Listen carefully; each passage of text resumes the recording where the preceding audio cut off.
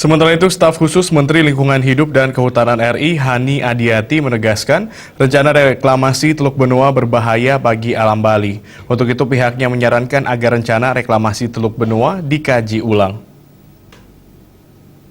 Khusus Menteri Lingkungan Hidup dan Kehutanan RI, Hani Adiati memaparkan, rencana reklamasi Teluk Benoa sangat berbahaya bagi kelestarian ekosistem di kawasan tersebut. Untuk itu, rencana reklamasi perlu dikaji lebih lanjut, mengingat lingkungan sangat penting untuk diselamatkan karena akan membawa dampak besar bagi kehidupan masyarakat Bali ke depan.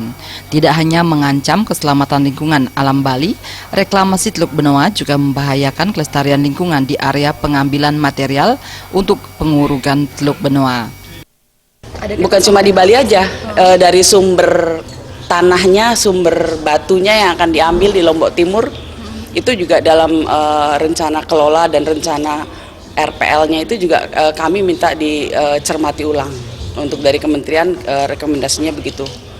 Jadi tim AMDAL akan jalan lagi, akan hitung lagi, dan akan ada konsultasi publik lagi kan.